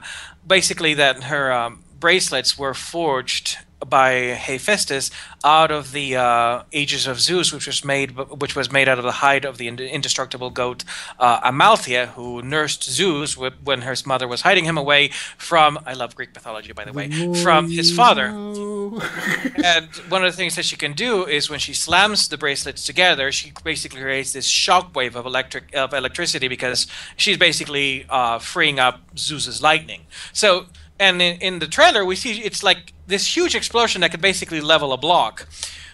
So if by this point, they've seen Wonder Woman in action, and they've been fine with that, but then Superman comes along and they go, oh no, that's too much. It just doesn't make sense. If I see someone who can do this and level a block, and you're the kind of people who go, oh no, that's too powerful, we need to lose our shit over that. They never lose their shit over Wonder Woman. They've never have, because this is not something that's mentioned at all in the whole, oh no, you're too powerful, you must, we must curb this. This is not something that has been portrayed as an ongoing thing. This is something that's been portrayed as, oh, Superman's here, okay, this is just happening now. If you know what I mean. She could also have been acting more in secret in these. We haven't seen what she's actually going to do in these movies. Her big climactic battle, for all we know, isn't even on Earth. She, and no, it that's has to be on why, Earth because if Batman's being an observer to it, why can't Batman travel somewhere else? Because Batman can breathe in space, remember? Because he's Batman. Yeah, Batman can do anything. Batman can breathe in space. No, but seriously, there are places it could be, in the sky, it could be underwater, it could be out in the middle of nowhere. There's a lot of places where there wouldn't be any witnesses. True. Batman. Except that if they're going to use Ares, one of the reigning tropes, I would say, that are linked with Ares' stories is that he himself is usually not the main fighter. He's the one who manipulates everybody else into combat because he thrives from war. So if there is a climactic battle, it will not be somewhere secluded. It will be somewhere that is in conflict, probably a battlefield, because that's where he thrives. That's how the god works. And let's be honest, Cersei is known for making people into animals. Yeah, and Cersei likes to play Transfiguration a lot. Maybe she was McGonagall's student. But like I said, if it's oh, and then there's one more rumor: Chris Pine will be appearing as Steve Trevor. Okay. I had to throw him in there because wasn't he okay? I have this very, very tenuous memory when it comes to Chris Pine. For some reason, wasn't he in Into the Woods? Yes. As one of the princes. And he's Captain Kirk. Okay. Oh, okay. Yeah, okay. No. In the new, yeah. In the new, okay. One of the things that I do have reservations about this whole Batman will be present in the movie is one reason, and it is that I've always been under the impression, as far as the modern era goes, that DC doesn't really trust the Wonder Woman intellectual property. They don't know what to do with it, and they're not confident in their portrayal of it. And I get the impression that them sneaking Batman into this movie is yet another way of them to try and boost or bolster her with another member of the Trinity, instead of it being the Wonder Woman show. It's the Wonder Woman plus Batman show. And that really doesn't build a lot of faith for Wonder Woman fans when it comes to how DC has treated her over the past few years, and how it will continue to treat her, because she will be a recurring character in the Justice League movies.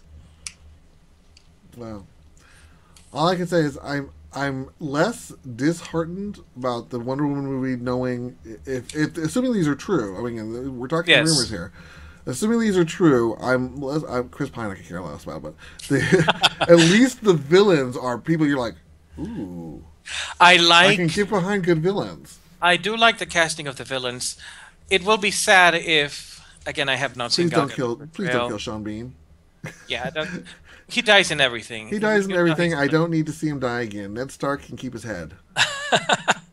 But I'm going to be very sad if the portrayals of the villains is stronger than the portrayal of Wonder Woman herself. Yeah, that is something that it is a valid concern. Yeah. It's a valid concern, and a lot of people criticisms of Gal Gadot because body shaming, etc. I do think that there is a good foundation to be wary of Gal Gadot, because all we've seen of her have been these movies where she really hasn't had to carry the movie by herself, and she has never exhibited the kind of magnetism and personal gravitas that is needed to pull off Wonder Woman.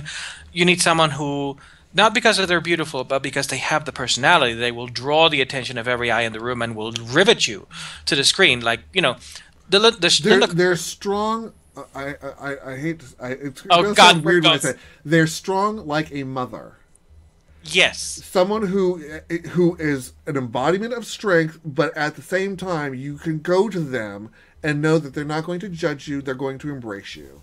Yes, and that is something that Linda Carter had. Now, the '70s show was campy and cheese. Her portrayal in that show, though, was spot on. If they had good writing and a good supporting cast, that show would have been fabulous, because Linda Carter had the character spot on. I don't see that in Gal Gadot, but then again, she could be a huge surprise. She could be like the Linda Carter of this generation.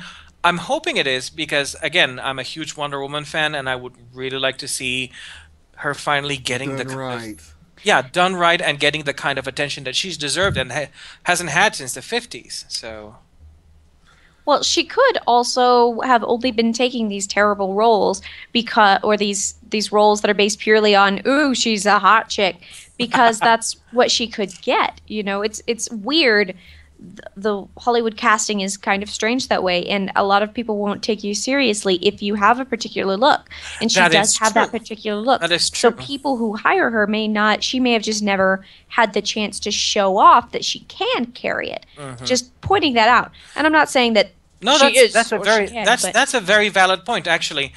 You know, I love history of any kind. You know Marilyn Monroe, Hedy Lamarr, who were two of the most beautiful women of their time, but were also excellent, excellent actresses, some of the best actresses. But for the longest time, and actually for Hedy Lamarr, they never got the serious media roles that they wanted because the Hollywood producers thought they were too pretty to be taken seriously in a leading role that was dramatically meaty. Hedy Lamarr eventually quit because she couldn't get those roles. Marilyn Monroe finally got her break with The Misfits, which is an amazing performance. Unfortunately, it was shortly before she died, so she never managed to get the dramatic career off. But it could be true. It could be that, behind what we have seen of Gal Gadot, there is this substantial actress hoping to get out.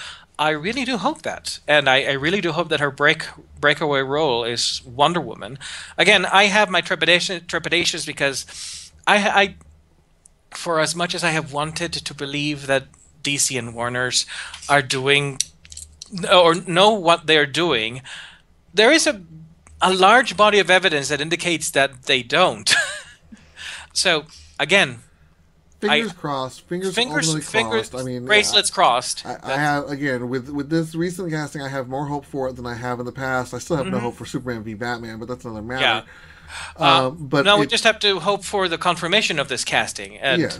And not hope that. But you got to go a year for that. So yeah, hopefully, they don't turn out that like Mr. Bean is actually Aries. all right, so that's the end of the show for the day. Again, all the things are over there. Mouse still is not giving me any of the Geekamole stuff because he is custodian of those addresses, and I don't know them off the top of my head. I will give them to him tomorrow or today. However, if you want to find us on Facebook, all you have to look for is Geekamole, and there is the page. Join us and watch us. You can also find us on Twitter at Geekamole TV, because someone else has Geekamole on Twitter, and they've done nothing with them. Shame on you. So the reason we're Steel Phoenix TV almost everywhere is yes. Steel Phoenix is taking it everywhere, damn it. Yeah, So and you can email us directly to geekamoletv@gmail.com. and there you have it. So over there you see him. Over there. And so everyone, thanks for coming out. It's a lovely turnout today. We have, again, next week will be our Halloween episode where we'll all be in costume. We don't know who will be. Well, we know who will be. You don't know who will be. You don't know who will be. yeah. Even when we're on costume, you may not know who we are. We may not know at that point. But we'll be back next Saturday at 1 o'clock Pacific time. And Mouse and I are kind of working on a possible maybe guest host, hopefully, maybe in 2 weeks, maybe a little Yes, more, who knows? I have established contact with one of them, and they're more than happy to be on the show for a different interview. However, I would like to get them on in 2 weeks from now to talk about DC Comics, especially because they do regular reviews of DC and Marvel Comics, and they have recently had an interesting interaction. I will not tell you more. You will have to tune into the show and see what happened. But again, everyone, thanks for coming out. I'm going to go eat after the show, and if I'm lucky, I can get into the Fallen Empire, in which case you may see some episodes on Twitch tonight where I'm broadcasting. And And I'm also going to go to the zombie crawl tonight. And maybe tomorrow Mouse can have his shame show, because he didn't have a shame show yesterday where he makes me clean my house. I am gonna take a nap and get rid of this headache. So Oh. Is it a migraine? no, not yet. Oh, well, we don't want it to be a migraine. So, So all right, guys. Peace out. Peace See out. you next time. Subscribe and follow us. Subscribe and follow. Give us our love so we can eventually make money doing this. Notice us, senpai. Notice